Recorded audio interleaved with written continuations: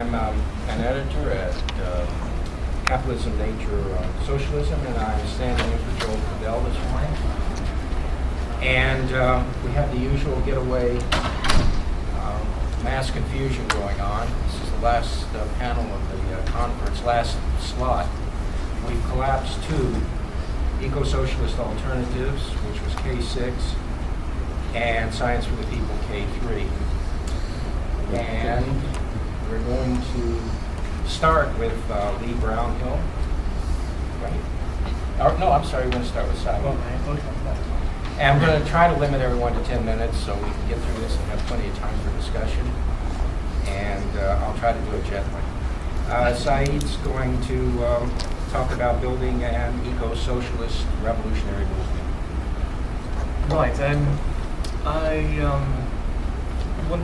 because the topic that I'm trying to cover is rather vast, I'll keep it to a rather positive superficial analysis and then possibly carry on the discussion about it. But I thought, as I was reading about different kinds of movements and sort of anti-colonial struggles and the first and second Socialist International, I came across a peculiarity which is exemplified, I guess it could be exemplified in many ways, but one of the ways is what happened in 1900. And that was that while in London there was the first Pan-African Congress being held in Paris.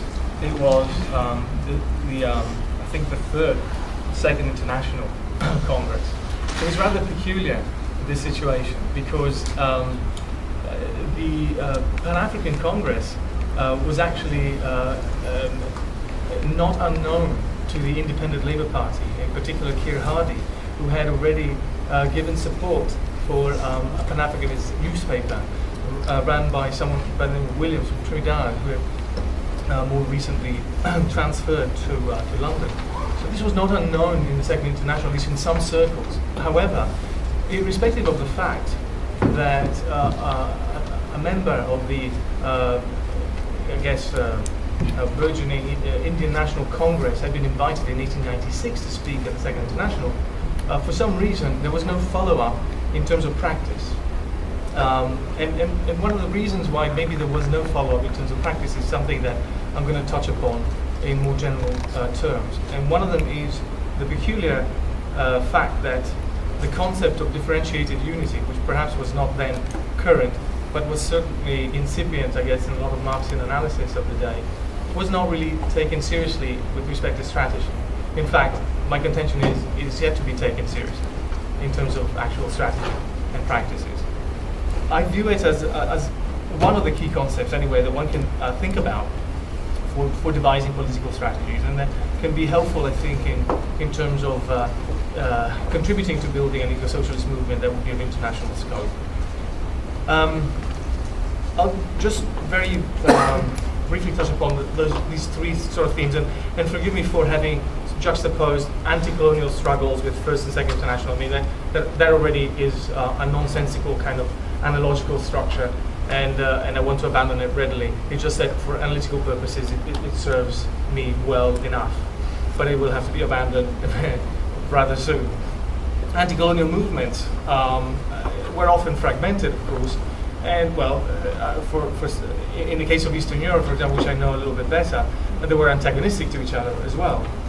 And even though there might have been some socialistic tendencies within, they could never but be inchoate and go no further than that.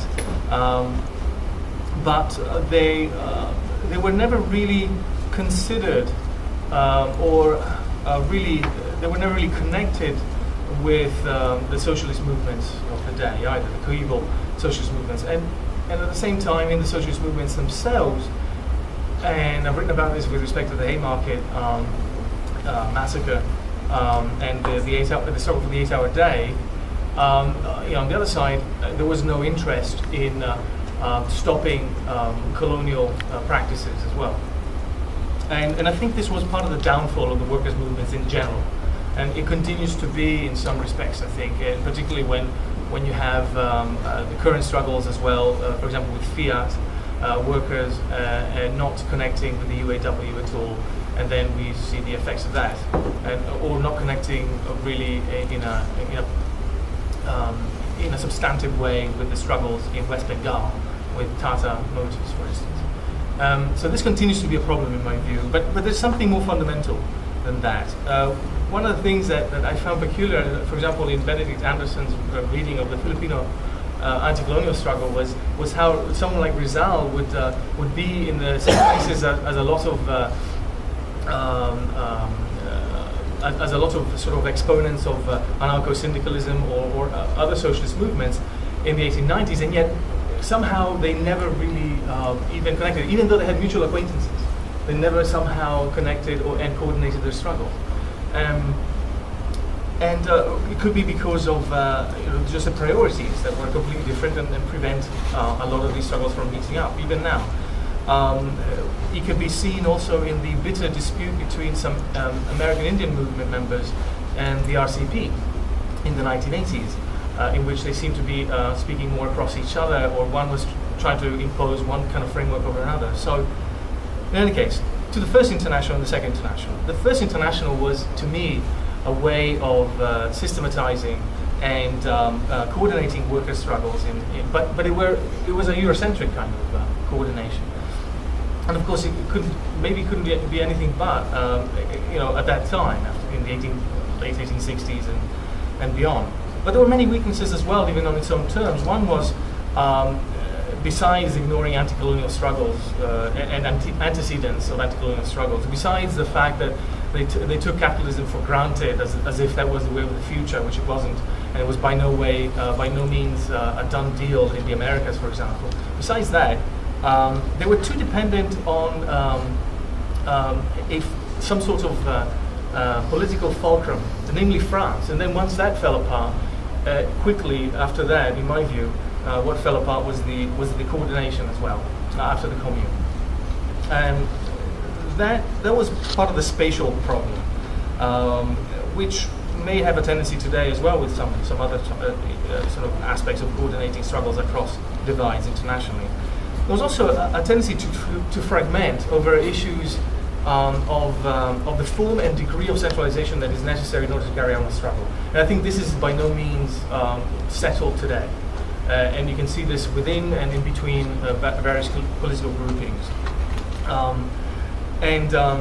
That's just one among the many problems. And one of the things that I find peculiar is to this day you still see the First International being reduced to a squabble of individuals, which is a very bourgeois way of looking at the First International, in my view. It's kind of bizarre how this continues to be reproduced. And it shouldn't be viewed that way, and I think we need to move beyond that in order to understand what can be learned from that experience.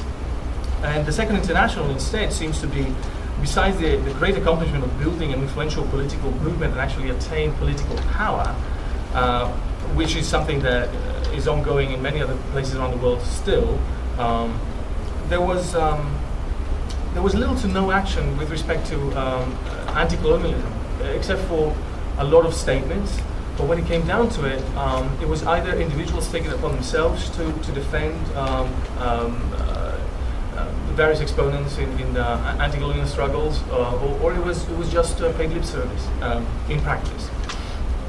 There was also a complete lack of engagement with the movements themselves. So I mentioned the Pan-African Congress, but we could go on. I mean, it's not like the American Indian movement found that much, I guess, in common with a lot of left movements across the world either. And you can also see that with the Garveyist, Marcus Garveyist tendency, sort of how that related to the Third International. Well, it didn't. It didn't serve its purpose, so it didn't. And I think that's a short-sighted way of seeing how struggles can get coordinated around the world. In hindsight, of course, it's easier in hindsight. But this is something that we could learn from, I think. The other thing that was really, I think, what led to the Second International's collapse, or one of the main things that led to its collapse in terms of internal forces, is this fixation on a singular strategy that should be applied everywhere around the world, and that is parliamentary road to reforms, or parliamentary road to social change. Now, that can work in some places, granted, and in Germany at that time, that probably was the best option, possibly, although that's argued. But why impose that option everywhere else on Earth? And in fact, that's exactly how they also disintegrated and they didn't have a common policy because there was this attempt to suppress any other strategy. It wasn't just the anarchists being kicked out in 1896, but it was also syndicalists. And it was also any other kinds of movements that could not get a hearing in that kind of strategy.